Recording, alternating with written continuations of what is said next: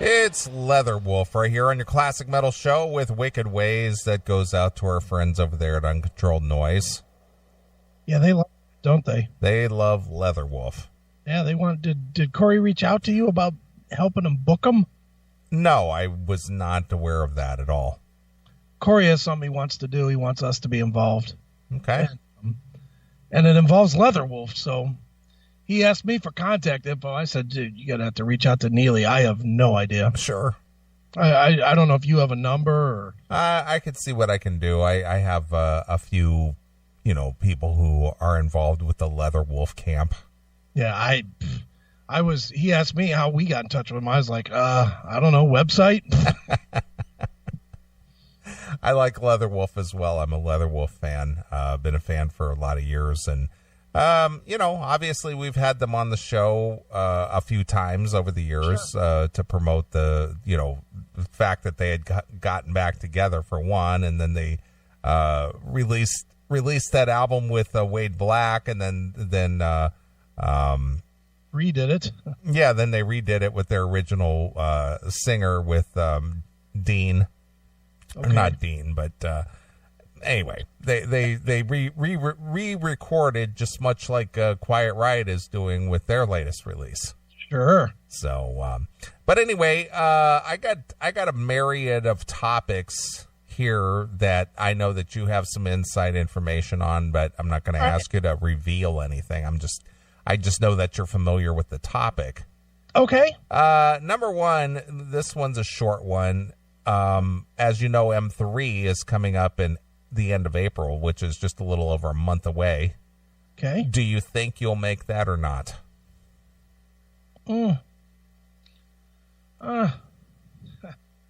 Maybe. All right. So you're undecided. Yeah, I'm undecided right now. I want to go. I'm going to make my decision this week for sure, whether I'm going to go. Our friend Steve Jackson sent an email to me asking, are you and Chris still planning on going to M3 this year? My buddy Will and I are going to both days. It would be rad to meet you guys. So the answer is Chris doesn't know, and I'm going to make my final decision this week for me personally. Yeah, it's a little far for me. Yeah, well, I'm not worried about the distance. It's just, just making the trip to do it. Yeah. I mean, I want to go, and Rat, the real Rat, is going to be there. And then, our good friends that start with a D, they're going to be there because I don't want to get anybody all upset by mentioning a name too often. And so I'm going to go. I want to go for that. So we'll let you know. How's that? When we make a decision, whether it's me only or both of us going or none of us going, you'll find out. We'll figure it out in the next week. Yeah, exactly. So I'll make my plans if I choose to solidify that. Also, what was the other question I had for you where live performances were concerned? Well, I guess the one I want to jump into here is the one that our good friend Stevie Rachelle has been kind of banging on. And again, I am not in the mix on this. I am not in the loop. Sure. I have no inside information. Okay. But apparently a guy that we've had on the show who's, played along with us and actually finds us entertaining and has done, a few things with us. He did one of the congratulatory things for us that Wheezy put together for us when we hit our 500,000 download mark, which is so far away because we're coming up on our 3 million download mark. Jeez, we thought that was a big milestone at 500,000 downloads. Now we do that. Now we do that every 5 months. When was that? That was 2.5 years ago. A little while ago. Yeah. So the guy that I'm talking about is Justin Murr from Liberty and Justice. Sure. He is a concert promoter. He's a musician in his own right. He puts out records. He does a lot of these tribute records where he gets various singers, mostly from 80s bands, to participate. He's had Janie Lane, which he came on the show and told a story about Janie Lane, bringing him in to, lay down some vocals for some songs that he had. And right. Janie kind of being wacky and being in the building and riding this elevator up and down, and wouldn't get off the elevator and doing just wacky shit. Amazing. Then he told a story about Stephen Piercy coming out there to lay down his vocal tracks, and he asked him to. They stopped at a truck stop, and they had these truck stop shirts that had like wolves. Right. On the shirt, and he said, hey, do you have my payout? He said, I need to buy some of this wolf shit.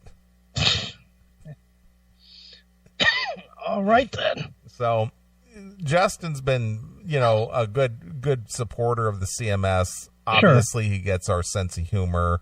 So this story is in no way, shape, or form of us bashing on Justin. This is just us covering a story. Okay. I want to make that clear for those of you who misinterpret things that I say. All right. Apparently, he's been doing this, what he calls the Rock and Skull event for the last, what is this? This will be the fourth year? Third or fourth? Something like that. I'm not sure. I've never gone, so I don't know. So anyway, he's had this event where he brings in, it's like a 2 or 3 day event. I'm trying to tie this in with M3. M3 has been very successful for the last 5 years, I believe. I think they started 5 years ago, and they've been successful with a 2-day event that features, 60 bands. 60 bands or something. Be it locals, regionals, nationals, it's an all-day event, usually on a Friday and a Saturday. Sure. And they've been pretty successful with it. I think Rocklahoma was like one of the forerunners of doing this multi-day event, and they've been successful. And I think M3 picked up the slack when Rocklahoma decided to be, all shitty bands. Right, exactly. And, we've covered stories over the last few years about some of these promoters who really take a chance and do a multi-day event, and then they end up broke, or they end up having to pull the plug halfway through, or maybe even not get the thing off the ground on the day of show. Mm-hmm.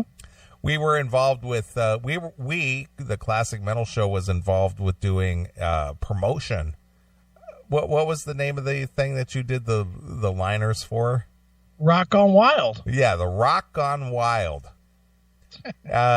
We were asked if we would get involved with that and be a sponsor, not so much in monetary, but at least promote it and perhaps attend the thing, and all these other, and it just took a shit. Yeah, it died fast. Well, it was supposed to happen at some kind of I think an outdoor arena type thing, and then they had to move it to another place that was smaller, and then I don't think it happened at all. No. It just died on the vine. And then there was one out there in, Western Illinois or Southern Wisconsin, the one that Red was involved with, and it had Lita Ford and Firehouse and Warrant, I think, and I think Jackal was there and whatever, and I think the only band that got to play was Firehouse, and Firehouse played, and they pulled the plug at 2:00. Yeah, they pulled the plug, right after Firehouse, so none of the other bands even got to the stage. Silly. It's just that kind of stuff, and then of course we've spoken about the upcoming event that Chris and I are skeptical of, and we hope happens, but.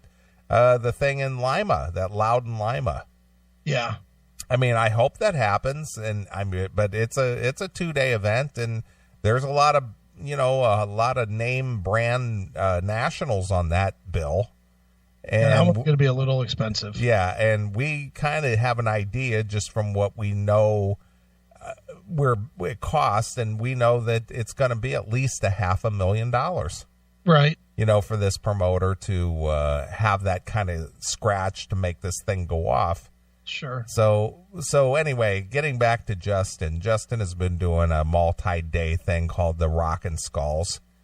Mm-hmm. And he had moved the event last year to Joliet, Illinois, from his Pekin, Illinois area, which is like kind of out in the middle of nowhere. It's kind of north of St. Louis. Okay. But it's kind of out in the middle of nowhere. Put a distance on this, because this is something I don't know. You're saying it's near St. Louis. How near? 2 hours? 1 hour? I think it's an hour or so, kind of northeast of St. Louis, and it's kind of like two hours, 2.5 hours outside of Chicago. And then once you get there, then there's really nothing. Okay. Is there like hotels or something that people can stay at, or what? I'm sure there are, but this is not like a destination location where this Pekin, Illinois is. I mean, it's not even en route to anywhere. It's kind of like out in the middle of nowhere. So you better be planning if you're going. Right. Okay. Well, apparently the event that went off last year, the Rockin' Skulls that happened out in Joliet, I guess it didn't do well. I guess there was, obviously organizational problems, perhaps financial problems, contractual problems, things that happen behind the scenes that, the average person would not be aware of. Sure. And it apparently happened, and I guess Stevie kind of got in the mix of all that because he and his band Tough performed out there. Right. And he came out from behind the veil of business and kind of posted it out there on his website, Metal Sludge. Yeah. Well, apparently there's going to be another Rockin' Skulls in 2017 in the fall. Mm-hmm. And there apparently is some major changes going on because I noticed that some of the bigger headliners are no longer listed. Now, who's not listed now? Well, I'm looking at the current banner or promotion for it. Okay. I noticed that Don Dokken is no longer on the bill. Really? I noticed that Ace Frehley is no longer on the bill. Wow, those were the headliners. Yeah, weren't those they? were the headliners. I don't see. I'd have to see the original poster, but several of the the headliners, as it were, they're no longer on the bill. Oh wow, is Steel Panther still on it? No. Weren't they like the headliners? Yeah, well, they were. I think they played the same night as Dawn. Okay. And they're no longer on the bill. Oh boy. So they're not there either. Okay. All right, but I'll get into the story here. According to a posting over here, according to the sources, Rockin' Skull will soon announce dropping more bands for their 2017 event. A band member close to the event alleges that the promoter is approaching select acts with an offer to pull out.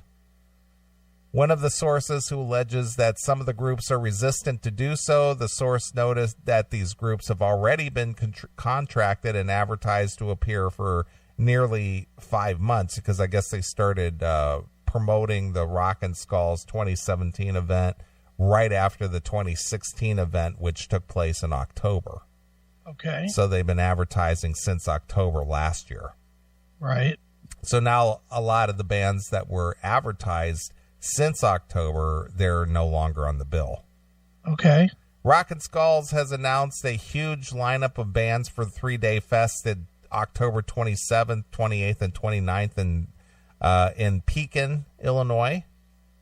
The event will be held at a 5,000-person capacity Avante Dome and will be hosted by, of course, Eddie Trunk.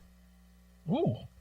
The event promoter, Justin Murr, said on his Facebook page last year that the 2016 event should have been called off.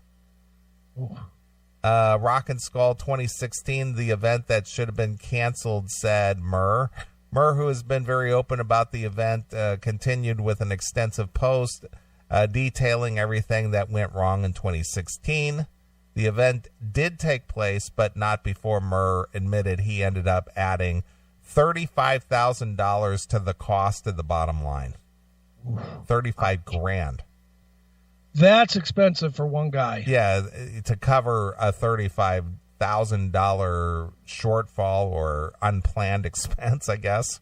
Sure. Murr goes into saying the result is debt. I incurred debt and a broken TV, once being a debt-free business. Now I'm in debt. Oh boy. See, that therein lies the danger of being a promoter and being too overzealous with a very large undertaking. Right. Especially when you're bringing in headlining acts that command, a pretty good chunk of change. Right. Yeah. Murr added, 3 people all loaned me money so the show could happen. Boy, I tell you, that would be the most difficult thing for me personally, to go, right. Man, I planned this event. I got all these people coming, and I'm contracted to do this, that, and the other. Hey, can you give me like 15,000 or so? Right. No way. Yeah, I don't know. Hold on 1 second. I'm gonna go back just because I don't want to give out wrong information on this thing, because we do like Justin. I'm looking at a poster, and there's so many posters out there that makes it fucking confusing as hell. But I'm looking at a poster that Justin posted 9 hours ago. Okay. I'm gonna say that this is probably the most current. Okay.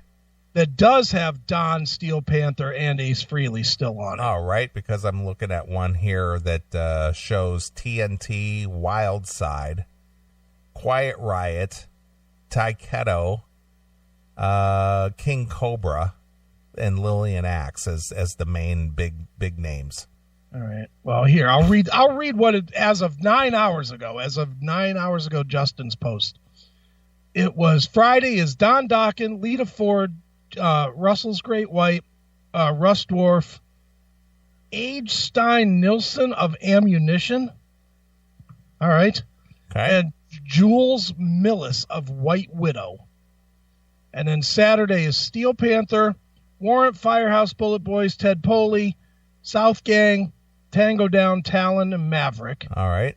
And Sunday would be Ace Frehley, LAG, LA Guns, Quiet Riot, Wild Side, Taiketo, Jean Bouvier. Who's that guy? Not really sure. He's from one of those bands back in the 80s. The 5th, Shane Tassert with the Great White Affairs and No Love Lost. That is as of 9 hours ago. Okay. All right. I'm looking at, the original. Okay. This is what this is. I didn't scroll down far enough. The Rockin' Skulls poster from the fall of 2016 promoting the 2017 event. Right. Had TNT. Not on there anymore. Wild Side. They're on there. Quiet Riot. They're there. South Gang. They're there. Lillian Axe. Not on this. Ted Poley. Is on this. Taiketo. Is on this. King Cobra. Not on this. Okay, and then it had a bunch of other B-level stuff. Now, the Rockin' Skull poster that was released January 2017, just a month and a half ago. Okay. This is the lineup. Friday, October 27th, Don Dokken. Still there. Lita Ford. Yep. Jack Russell's Great White. Yep. Russ Dorff of the Killer Dwarfs. Yep.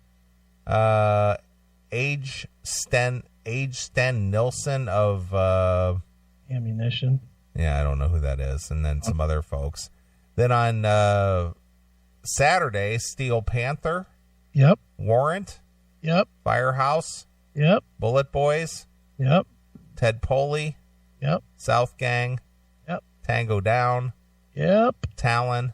Mm-hmm. Maverick. Uh-huh. Then on Sunday, October 29th, Ace Frehley. Mm-hmm. Quiet Riot. Yep. LA Guns. Yep. Wild Side. Mm-hmm. Taiketo. Yep. Jean Bouvier. Yep. The 5th.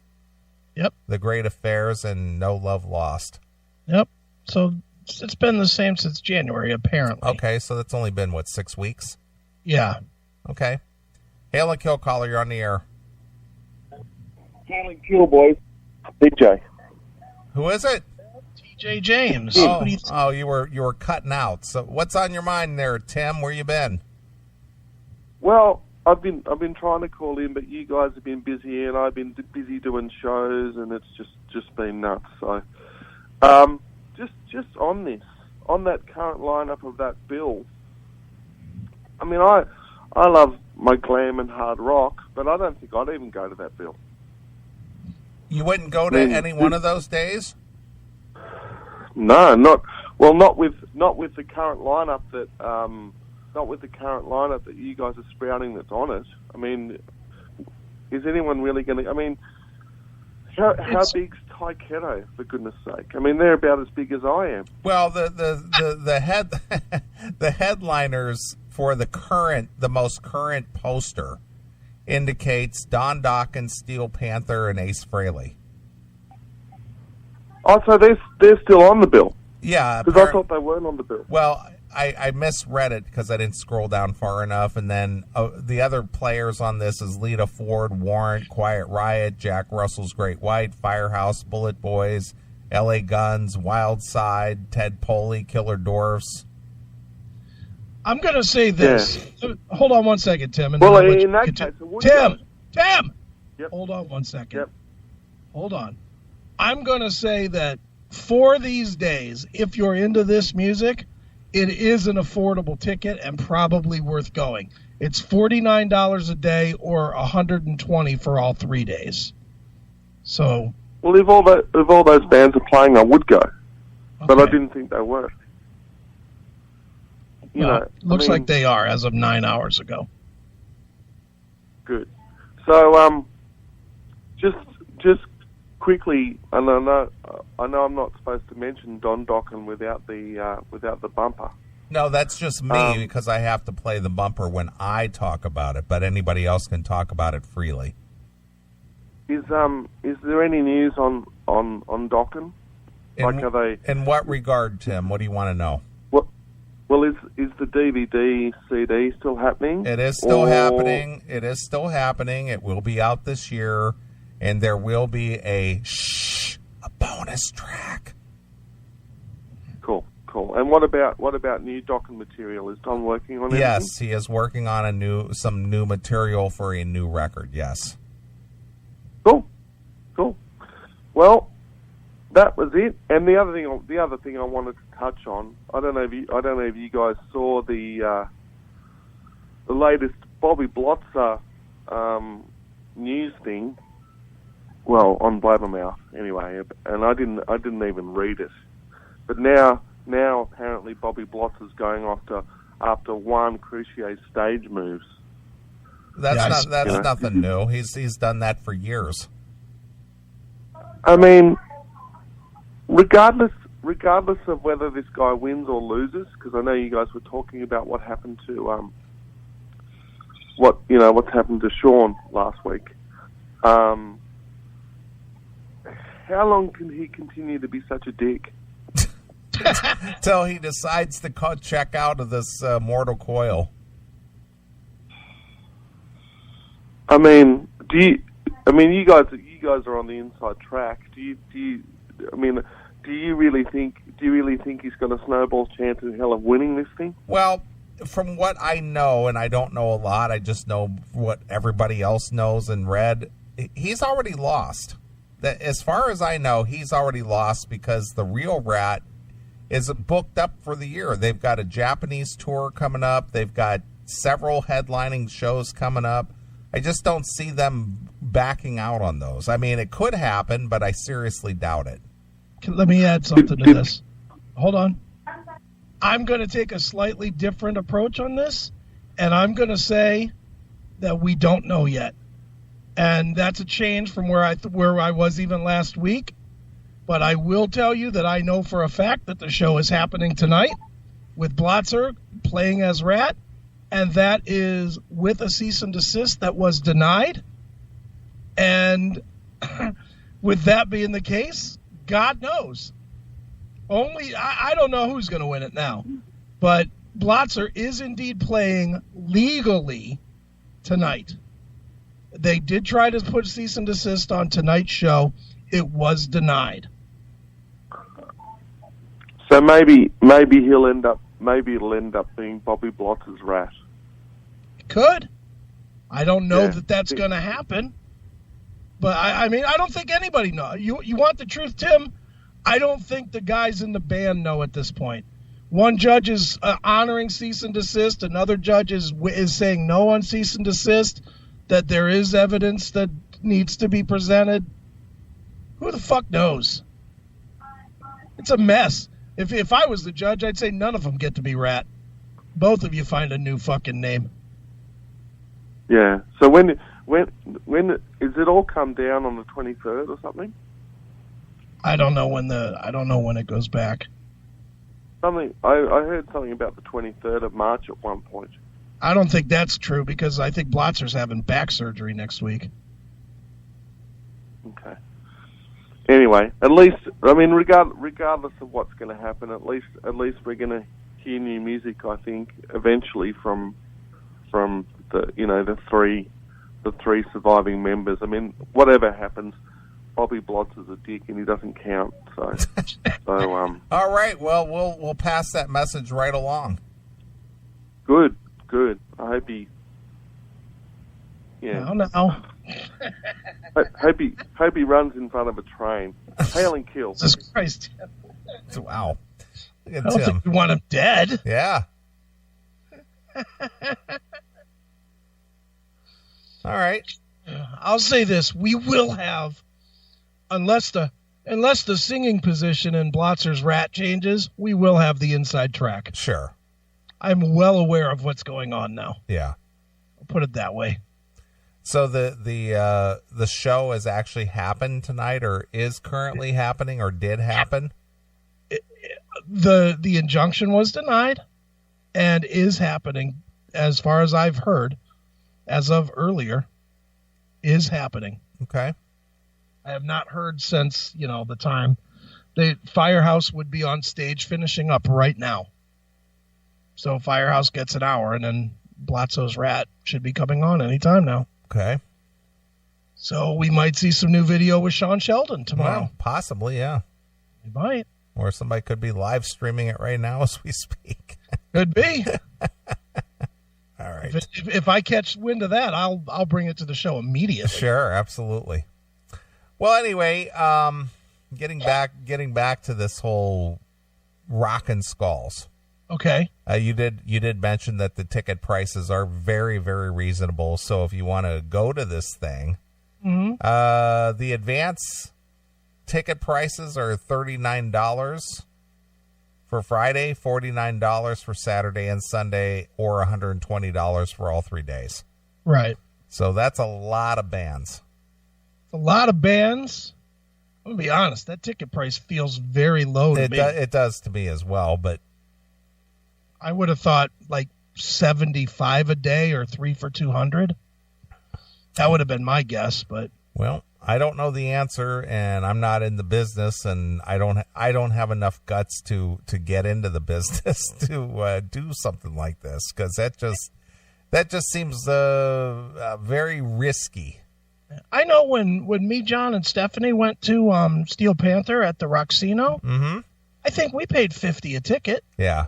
I think that's what it was. And when we went and saw Priest and Steel Panther, not Milius Juice Priest, but those tickets were, I didn't buy them, but those tickets were like $75, $100 a ticket for good seats. So $30 or $49 seems a little low for especially for the Saturday show. Right. Well, anyway. Well, Justin responded to that report that, people were given an option to pull out of the thing. And he says, we call bullshit. No one at Rockin' Skulls has contacted anyone for an option or for pulling out of the show. So he says it's not happening. He says that the show is going to go on as scheduled and as planned and as announced. Right. Metal Sludge reached out to Rockin' Skulls promoter Justin Murr yesterday evening about our story. Murr replied, and we're open to sharing his response. We have screen captured it along with his statement, as posted on their official Facebook page, Metal Sludge will not retract our story. We are still sticking it out 100% with our source, who shall remain nameless. Okay. Per his email message, Mr. Murr wants me to share information about how I was paid in 2016. I have no problem with that. I am an open book. Let the record reflect I was not fully compensated for my involvement in Rockin' Skull's 2016 until last month. So basically took him 4 or 5 months to get his full compensation. Right. February 1st, 2017, to be exact. I have screen captures of all the payments, blah, blah, blah. With respect, these monies were due on or before the show, which was in October. In truth, I hope that Rockin' Skulls has a successful event in 2017, and also wish the best of luck to all involved. I personally felt the event in 2016 was a great time as well, but there was disappointment when I left Illinois being owed money. Unfortunately, I was not the only one in that position. Yes, Justin Murr paid me, but only after I chased him for months. It angered him greatly when I compared him to Freddie's Strumer of Farm Rock. Remember that story? Remember that one, yeah. Yeah, Eddie Trunk actually got burned by that. Sure. And he did schedule that Farm Rock here in Illinois the 3rd year in a row, and that fell apart. Right. I went to actually it was the 4th year. I went to the first one, and I went to the 3rd one. Right. And then there was going to be a 4th one this past September, and that fell apart. Right. So once again, not enough money in the coffer to cover an event like that. Mm-hmm.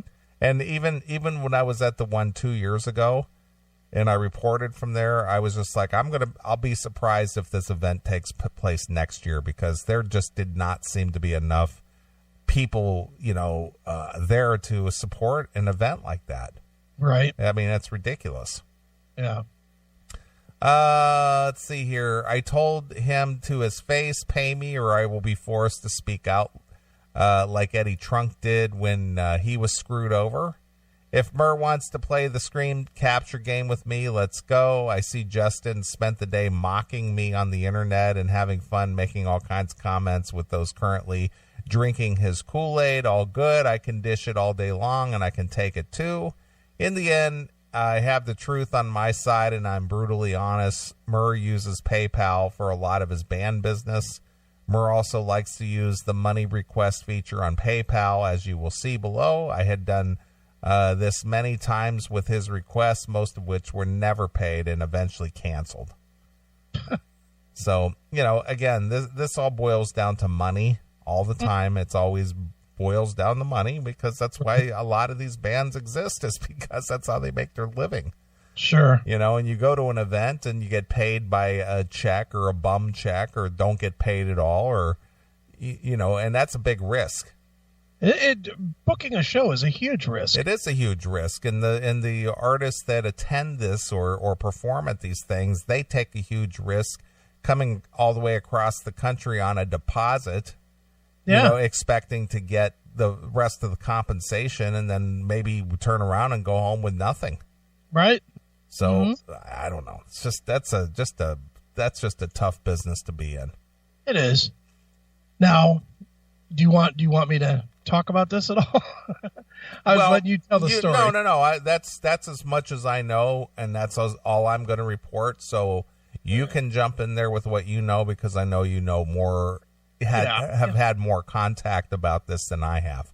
I have not spoken to Justin about this.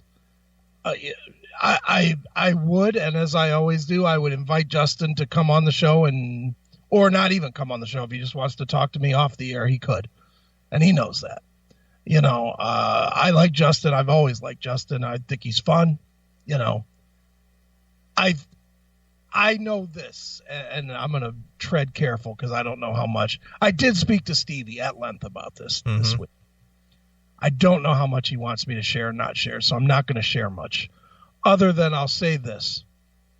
Stevie is not the kind of guy, and he's proven it with Metal Sludge, that would put out something that is easily suable and not have a win on his side. You know what I mean? Yeah, well, I mean, he's not going to put himself in harm's way by doing something libelous. Right. He would not. If he was making this up, I can't fathom that he would do that. That he would just straight make it up because he has a case of the ass with Justin. Sure. That being said, he does have a case of the ass with Justin. Yeah. It has to do with his business dealings, and it has to do with, I think he doesn't look at Justin as, I'll say, a lifer per se. You know how it is with guys that have been in for a long time, us included. Sure. We're all of us that have been in it 15 plus years, 20 plus years. We're all kind of a little community in that world. We all know each other, whether it's all the replacement guitar players. It's really 5 or 6 guys. Right. All the replacement musicians. It's really just a crew of 20 guys. All the bands have been the same guys for as long as we've all been in the business together. Mm-hmm. So we all know each other. Okay. And I think the combination of some bad feelings from last year's Rock and Skull, over money, as well as that coming from somebody that is not looked at as an insider, but an outsider to our little clique of people, mm-hmm. is why Stevie is even more upset. And I think the combination of Stevie hearing something or being fed something and him having that feeling anyway is why he was more than willing to take it to Metal Sludge, because he does have a case of the ass about, I don't know the contract. I can't imagine that the contract said that we'll play in October and we'll be paid in March. Exactly. I can't imagine that was the case. And that being the case, that's, we all, I'm in a business where I work off of contracts, where I do half my work. I get paid half now that I do the work, and then I get the other half within X amount of time, and then I work out a deal, whatever that deal is. And sometimes it's, at the time of delivery or 2 weeks later or 3 payments of 30 days, or whatever it is. So if Stevie didn't have that agreement, and, this is where the promoters always, and I'm not saying that Justin did or did not do this, I'm just pointing this out as a fact of life. It's not free to get there. It's just not free to get there. To get to, Stevie lives in what, L.A.? Yeah, he lives in the Valley in L.A. Or somewhere? Mm-hmm. Somewhere there. And Stevie's texting me right now. Oh, is he listening? I don't think so. I texted him and told him he was free to check in. Oh, okay. Doesn't seem like he wants to. Sure. But here's what I think. It's not free for Stevie to come out there. It's going to cost him a plane ticket, realistically. And not just a plane ticket, but he's got a band. Well, yeah, and wherever the band is. I mean, 2 of the guys that played it were from here. Right. Bill and Todd. Sure. But they still have to get there. So it's going to cost whatever their travel. I'm sure they drove. But it's going to cost their travel time. I know in their case they have Merle, the roadie guy, so he's going to travel. Mm-hmm. And I'm not sure who plays. There's one more guy. So that guy has to get there too. I'm assuming a plane ticket that way as well. So there is an expense to go out there, whatever that expense is. $1,000, $2,000, whatever. Mm-hmm. If I spend that money understanding that I'm going to get paid on the 20th of October, and I don't get paid until the fucking 20th of March, well, that's a problem in my budget. Yeah, because you have to cover that expense. Yeah. That you didn't expect to have to cover. Right, exactly. And, we're all family guys, or we all have our lives or whatever. And I could see where that would cause a real, one, a problem, but two, and a very big annoyance. Mm-hmm. And I think there's some of that with Stevie. I certainly do think that Stevie feels like his contract was violated, and instead of suing, he took it out. It was violated. Well, we don't know that. I don't know that. Unless you've seen the contract, we don't know that. Well, that is true. And I'm trying to not shit on Justin either, because I don't know the deal. I'm sure if I asked, Stevie would send it, and, that would be that. But my point is that if you feel like you did bad business, you're not going to say good things about that person in the first place. Right. And then, for better or for worse, Stevie has contacts in every one of those bands that you listed that's playing. He knows somebody, and don't you think he knows somebody in every one of these bands? I'm sure he does.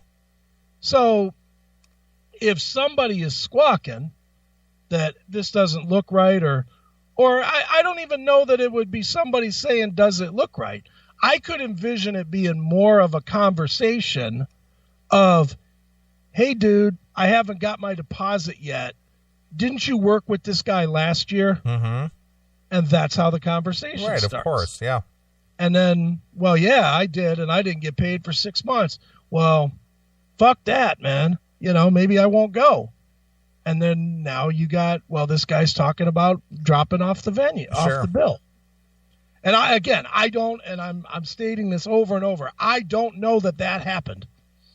I am saying 100% Stevie has not said that to me. Right. I'm making an assumption here. Sure. But that's how I would envision that this might have happened. Right. That over a discussion about this event, it came up that he wasn't paid the way he was supposed to be paid, or on time, or whatever. Mm-hmm. And once Stevie shared that, somebody might have shared back, well, fuck that, dude.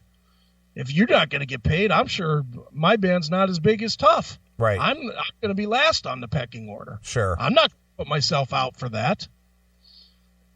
And that's how it starts. Now, it could be that Stevie heard from directly. Maybe Don Dokken called Stevie and said, hey, dude, I'm dropping off this fucking thing. I don't know. I don't know who said what, or if anybody said anything. But I think that this is a combination of bad blood and some, I'm going to say some typical dealings with what happens on these kind of fucking shows. Yeah.